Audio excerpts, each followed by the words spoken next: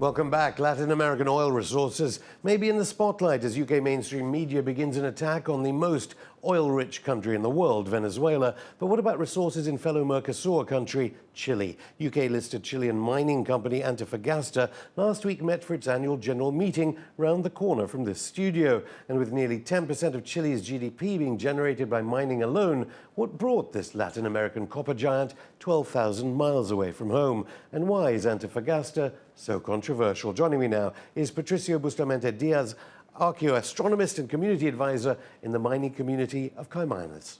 Patricio, welcome to Going Underground. So the London-listed BHP Billiton, reportedly facing a £30 billion claim for Brazil's worst ever environmental disaster. What similarities between the London-listed company Antofagasta and the mine in Chile? Buenas tardes. Good afternoon. There are similarities and there are differences. The similarity is that they are both transnational companies operating in the Americas. And they have both built large tailing stands that they say have been constructed with the latest technology and say are totally safe.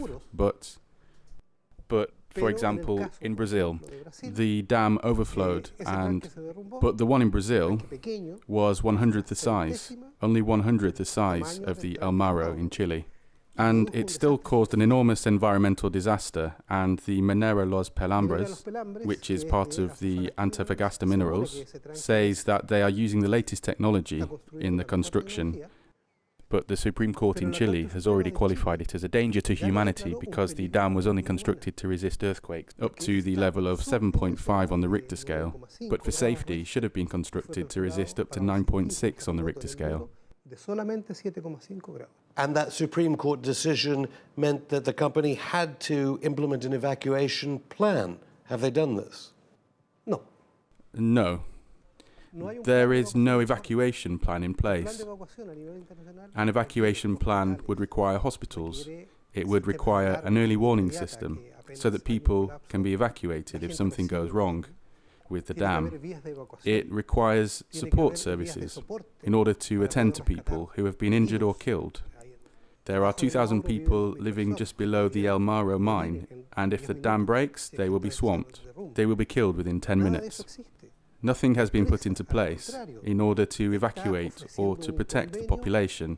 And what's more, the company is offering that if people sign a piece of paper saying they will promise to stop any legal case against the company, in existing legal cases or future legal cases, they will pay them £28,000. In exchange for receiving the signature, the company says that it will also have the right to increase the size of the dam by a further 70 meters, something that is already extremely dangerous. The dam has already been declared as a danger to humanity by the Supreme Court in Chile, yet the company insists on increasing the size.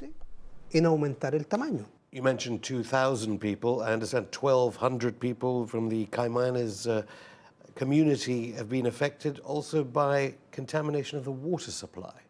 In Caimanes, there's a population of about 1,600 people, but there's also 400 contracted workers who live there and work there, so that makes about 2,000 in total. Once the company started operations, they completely blocked the small river Pupio, which was the river that provided water for the population, the crops and for the animals. This water supply was stopped. This is why the Chilean Supreme Court ordered it should be restored to its natural course, which would imply destroying the dam. Now, the company, of course, is looking for an alternative solution. However, in legal terms, the Supreme Court's order in Chile is equivalent to the word of God. What it says has to be done. However, if the company manages to avoid the financial decision dictated by the Supreme Court, then that would constitute an attack on the rule of law in Chile. For today, the people in Caimanes do not have water to drink, or for their animals or their crops. And also, the water that is coming through is contaminated. There are reports signalling contamination with heavy metals caused by the mining company. Yeah, I said Antofagasta was in mining and it was a mine. It's actually a dam.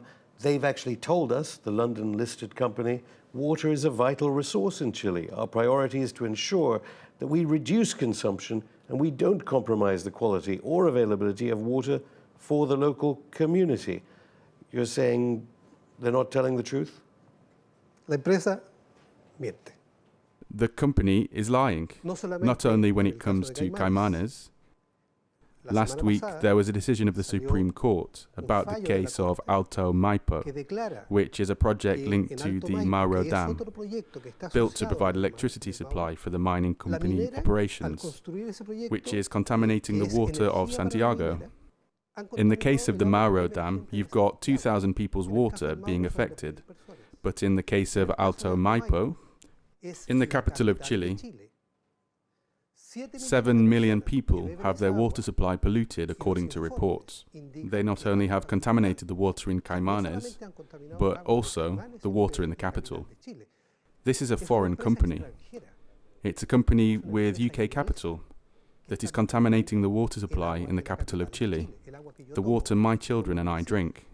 A recent report by the Chilean Medical School, led by Dr. Andrei Chernichen, an expert in the subject, points out that the water in Caimanes is polluted with heavy metals and that the same is the case in the water in Santiago, that in 50 years the water will be undrinkable.